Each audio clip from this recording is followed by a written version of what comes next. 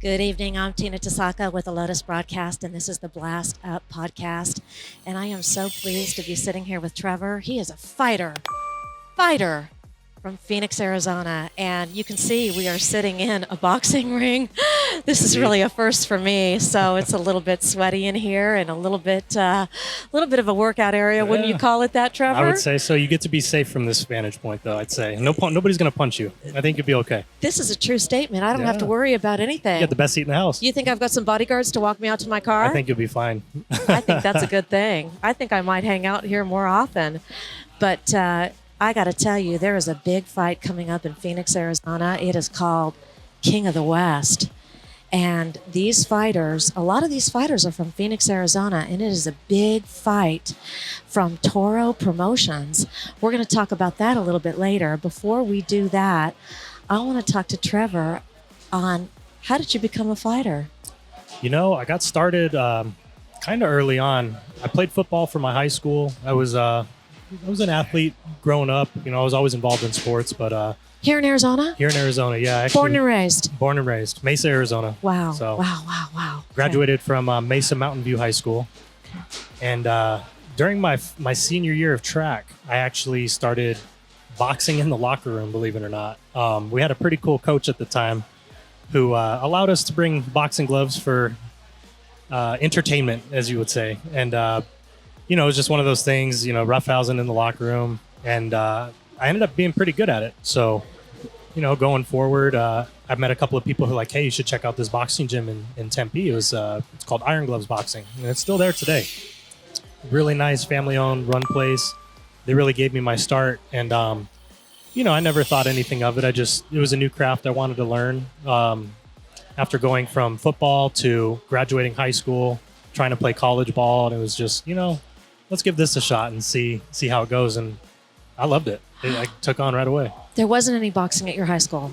None. There was wrestling? They had wrestling. Yeah, I think that I wasn't a fan. I got in trouble for punching. that's all high school had was wrestling. Yes. Yeah, wrestling was kind of like a staple at every high school, really. Yes. Yeah. And it was always very confusing, like, what in the world goes on with wrestling? I know. Good for conditioning, but I'm not good at grappling and hugging, and I got to be able to punch somebody. So boxing worked out. So you completely said, football's not for me. You continued on this path of boxing. Where did you start training at? So it was at Iron Gloves is where I started. I was there for kind of on and off for about 8 or 9 years. And Arizona had a thing called bad boy boxing back in the day. It was a tough man competition. So what it was instead of traditional 3-minute rounds fights, they would do 3 rounds, 1 minute. And it was basically go in there, beat the crap out of each other. And they would do a tournament at the casino, which brought a lot of spectacle.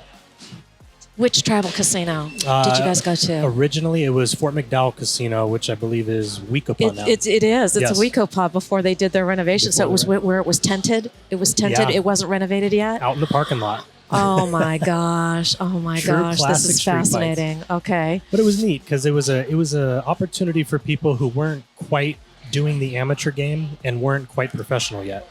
So it kind of gave you that feeling of, man, maybe I'll never make it to the pros, but I still get to fight under the bright lights in front of a big crowd at an event. And at the time, I took it one step at a time. I was 20, 21 years old, and I had won a few titles with them at heavyweight, light heavyweight. And one of the biggest ones I did, it was they called it the Tournament of Champions. So you would fight 3 times in one night. And if you win, you move on to the next.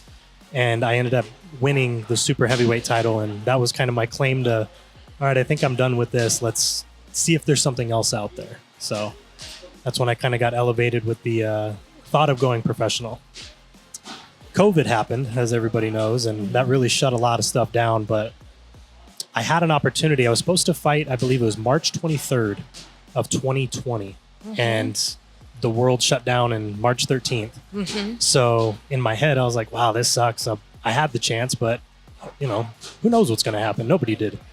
And, you know, lucky enough, Peter and Dennis Ryder, who promoted Thunderbolt Boxing, were still interested. And they're like, hey, we still really want you on this card. I think it would be great for you. You know, give it a shot. And I was 31 years old at the time. I said, I'm not getting any younger.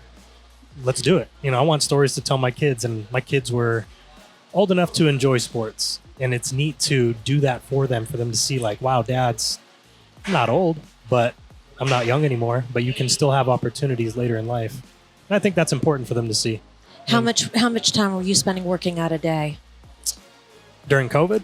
Every day. No, yeah, for sure. Oh, COVID was, I know a lot of people had bad experiences, but for me, COVID was kind of a vacation. I mean, me and my family, my wife and I, we would wake up every morning, we'd work out, and then we'd have breakfast, go swimming, work out again, go swimming, have lunch, and then work out again. And to me, it was literally, I had that Kardashian lifestyle for about 3 months where I wasn't working, nobody was.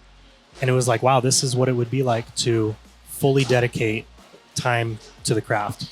Did you have any access to any boxing gyms at all? No, none of them. Okay, so everything was shut down. Everything was shut down. Okay, so I wasn't sure about that at all because, you know, in Las Vegas, even though all the casinos were closed down, the poker bars were still open. Ah, there we go. Yes. Well, that's important. So you never That's know. essential. You never know what was really still open. You Yeah. know, and if boxing was not my world per se, you know, were there some secret poker? You know, were there some secret boxing There may places have still been. open? I was on the southeast side of the valley, so for me, I did not have the opportunity to do so. But my garage was my gym, and you know, you make it work. You Okay. make it work. So when did you guys get liftoff? Whereby were there any contender? Were there any matches going on? I mean, were there any boxing? Nothing. When did stuff kind of get liftoff? Where matches started happening again during COVID? So COVID shut everything March. Yeah. They kind of opened and lifted things around June, July. Slowly try to get back to civilization, and then I believe they started putting shows on in the world around that September timeframe. That's really not a long time. Not really. I didn't fight until the following June, though. Okay. So I had about a year in that time frame. Okay. So so that was your first fight then? That was my first fight. It was Okay. here in Arizona. It was such an experience. It was neat to finally get out there, have all family and friends, like something they know I'd been working for a very long time to happen. And it was neat. It was a really cool experience. Unfortunately, I didn't win the fight, which was a bummer. But you know, it's all about the experience. And I'm at that point in my life where a lot of these guys are going to come up here and say, I have dreams to be a world champion. I have dreams to...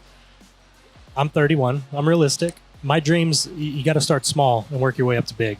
My dream at the time was to fight in Las Vegas. That was the dream. I'd seen Floyd Mayweather. I'd seen Mike Tyson. I'd seen all the bigs. And who wouldn't want to fight in Vegas? So that was the goal at the time, and I ended up accomplishing that goal. So When was that fight? that fight was in 2022. Okay. I fought a good friend of mine now, Antonio Zepeda. He was undefeated. Yeah. He had 6 first-round knockouts. And in my head, you know, I'm a big Rocky fan. All I got to do is get out of the first round, and then it can be interesting. And once round 1 was over, it got pretty interesting. Again, I ended up not winning that fight, but to me, I accomplished in my head what I thought I was there to do. I put on a big fight. I made it a great fight. It was an awesome match, and it opened up more opportunities. And I'm just rolling with them right now. So Was that fight at T-Mobile? it was actually at the Westgate Casino, Yeah. right off the Strip. But it was Sure. a beautiful venue. That used to be the International. That's the property where Elvis Yes. was. I mean, that's a magnificent property, and I can only imagine that was just an incredible place to have a boxing match. I look at all of them like vacations. Vegas just knows how to do everything right, and if you really think about the essence of boxing in Vegas, Vegas made it so glamorous. Oh, yeah. And a boxing match just exuded glam. Yep. It was the pinnacle. I mean, that was the only sport that you would have out there. There wasn't football yet. They don't have a basketball team. I believe they're finally getting a baseball team. So boxing, it was like, when I got the call, it was like, everybody, you're fighting in Vegas. That was like, you made it. You made it to Vegas. Yeah. I mean, the whole town just dripped of glam when, I lived there for 30 years. And when you knew a big fight was coming in town, De La Hoya or, especially if it was Tyson in the early days, but, it got to be De La Hoya or something. And you saw the people come in from Mexico and the money. Oh, yeah. And it just dripped glam, and you could see it and you could feel it. Yes. Yeah. Excitement, dazzle. And yes. I feel like there's only a few spots, at least when I grew up watching fighting, was another one was Atlantic City, New Jersey. And I had the opportunity to fight there. That was actually my last fight. And I got to go visit the boardwalk and see where some of those earlier Mike Tyson fights and a lot of the early days of boxing before Vegas became the glam. Was it glam though when you went? You know, I went in November. Okay. So it was cold. Yes, that's true. I still had to experience it. My coach and I had walked out, and we walked up and down the boardwalk, and it was cold. But it's an experience I wouldn't take back. I had some of the best pizza. I'd always heard about East Coast pizza, and I'm a pizza guy, so I had to test it out. Well, and Atlantic City and Las Vegas do have different vibes, but it's just 100% different vibes. It is. I was just wondering because Atlantic City has changed so much, and some of the properties are gone. I mean, most of the Trump hotels are gone now, and it's weird to not see it. Yeah, they're gone. So it is what it is. Yeah. But let's talk about this King of the West. Okay, so the King of the West is this incredible. It's going to be 3 belts one night. Yes. And you're fighting. I am fighting. Yeah, you're fighting. Not for a belt, not yet. Okay. So 3 belts, though. You got the WBC Feaker Box, which is a heavyweight. We've got the WBA Continental Americas, and we have the Arizona State heavyweight as well. Yes. And it's going to be amazing, you guys. This is all Toro Promotions, and it's going to be in downtown Phoenix, June 20th, and it's at the Celebrity Theater. So go to celebritytheater.com and get the tickets. Yes. Yeah. So tell us, please, what is going to go on with you? Tell us about your fight, and what are you doing to prepare for your fight for next Saturday night? I've been preparing for it for a long time. Toro Promotions reached out. They're really excited to get their first fight out here in Arizona, which I think is awesome. It's nice to see promotional companies expand and give other fighters opportunities, especially in Arizona. It's such a gateway destination for people to come. And getting ready for this fight. It'll be a nice change of pace. The last couple of fights that I've had have been against guys who are undefeated and really skilled, strong-willed opponents. And not to take anything away from my opponent, I don't know too much about him, but it'll be a fun night to see a lot of heavyweights throw down. There'll be a lot of big punches thrown. I'm assuming there's going to be a lot of knockouts. Big men throwing punches means big men falling down. So I think we can look forward to some excitement and fireworks. I think people are starving for great boxing. Absolutely. I think they're starving because the big heavyweight fights in Vegas, there hasn't been one since T. Crawford. Nothing, yeah. Right? I think that was the last one. At least in America, the only ones that come to mind are going to be Usyk and Tyson Fury, but they've all taken place out of country. So yeah, we got to bring heavyweight boxing back. You are so right. And here in Arizona, you have the 30 tribal casinos that are all, most of them are very luxurious. Some of them don't have, the facilities to do a fight, but the ones right here, they've got the facilities to have, to make a beautiful amphitheater, and they can hold 10,000, 15,000, 20,000 people, whatever that number might be, and they can all do it. And I think people are starving for it. I think they need to take an opportunity because it's literally a license to print money. Putting a fight in a casino. The license to print money. I love that, Trevor. The That's only way so I can great. put it. There's so much opportunity. There's a lot of hungry fighters in Arizona. I'm one of them. I mean, you got Kingsley Ibeh, former Arizona Cardinal, really nice guy, awesome dude to work with. I've known him for a long time. Dante Stone, I've known him since he was in the amateurs and he made his pro debut. I've known them for a long time. So it's neat to see 2 people I know fighting for such a glorious title in their home state. Kingsley being from Nigeria, but just for Dante, I know it's such a big deal for me. I mean, I haven't fought in Arizona since 24 actually. And it's neat to come home. I work at a bar in Northeast Mesa, Point 22. And I've had customers, hey man, when are you fighting here again? When are you fighting here again? I fought in Puerto Rico. I fought in Atlantic City. They've watched it on TV, but there's a difference between watching it on TV and seeing it in person. And we're going to put on a big show on June 20th. Fantastic. Okay, so being a little bit of a nascent boxing girl here, does you win this fight? Do you accrue points that allow you to go on to the next fight, to another fight? Yeah, absolutely. Okay. So I look at it as anything positive is good for the career. Every fight is another step forward. A win propels you even more. It increases your track record a little bit better. Okay. And it elevates you. And yeah, absolutely. It motivates me 100% to get this win. A lot of people say, oh, after this win, I'm going to do X, Y, and Z. I always like to look at the guy in front of me and say, well, I haven't won yet. In my head, I know what's going to happen. Right, but, right. Well, let's get through this first, and then we move forward, and we take the next challenge as it comes. And, God willing, I hope Toro Promotions does a really good job. I think they will. And look forward to them putting on more shows here for more opportunity. What do you have your eye on then after this King of the West fight? I'd like to fight again in Arizona a couple more times. Great. Definitely got a lot of fans out here who definitely want to come out and support. It's great. Friends, family, coworkers, business partners, everything.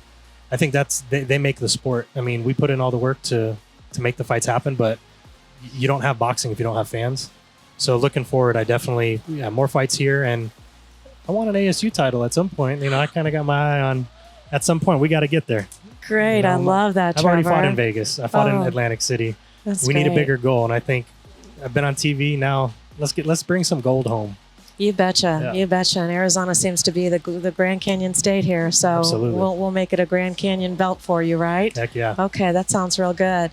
Okay, well, we'll go ahead and wrap this up. We've got some more boxers here that are going to come on board with us here on the Lotus broadcast. And Trevor, how can people find you and follow you? So I really only have Instagram. Great. Trevor K.O. Kotara is the handle. Okay. Follow me on there. I'm still selling tickets up until the 15th if anybody's interested. Okay. It's going to be a great night of fights. And how do they get to tickets through your Instagram? Through the Instagram. Okay, yep. super. Yeah, you can absolutely shoot me a message, DM, and we'll go ahead and get that all taken care of for you. Super. Well, this was really exciting talking to Trevor, and we can't wait for King of the West. We're certainly going to be out there in a big way doing some media too, so please follow us also on the Lotus broadcast. I'm Tina Tasaka, Lotus Broadcast.